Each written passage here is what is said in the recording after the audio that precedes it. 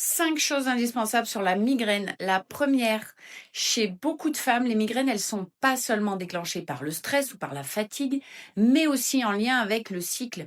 Quand elles reviennent autour des règles, il faut y penser. Ce qu'on connaît le mieux aujourd'hui, c'est la chute des oestrogènes juste avant les règles, mais chez certaines femmes, il y a probablement aussi une dimension digestive et inflammatoire, une perméabilité intestinale, et ça aggrave le terrain à ce moment-là. C'est pas un hasard s'il y a aussi plus de troubles digestifs autour des règles. Deuxième chose, il faut pas attendre d'être en crise complète pour se protéger de la lumière.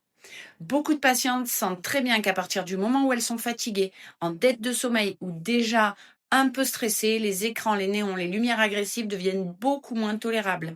La sensibilité à la lumière, ça fait partie de la migraine. Certaines patientes ressentent même des effets avec l'utilisation de lunettes filtrantes, même si sur le plan scientifique, ce n'est pas encore complètement prouvé. Troisième chose, un cerveau migraineux aime très peu les journées trop longues sans boire, sans manger.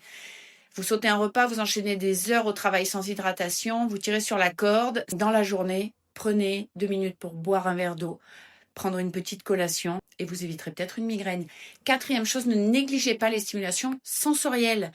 Les longs trajets en train, les open space, les annonces sonores particulièrement intenses, ça risque de provoquer des crises chez les personnes à risque. Donc, utilisez des bouchons d'oreille, un casque, s'isoler un peu plus tôt, baisser la stimulation quand on sent que ça commence à arriver. C'est pas du confort, c'est vraiment une super stratégie de prévention.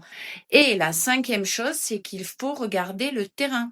Le sommeil, la régularité des repas, l'hydratation, le cycle, l'exposition à la lumière, le niveau de charge sensorielle, parfois aussi le magnésium chez certaines patientes, tout ça, ça compte. On cherche souvent un coupable, alors que la réalité, la migraine est souvent la conséquence d'une accumulation de petites choses. Vous êtes migraineuse, l'objectif, c'est pas de tout contrôler parfaitement,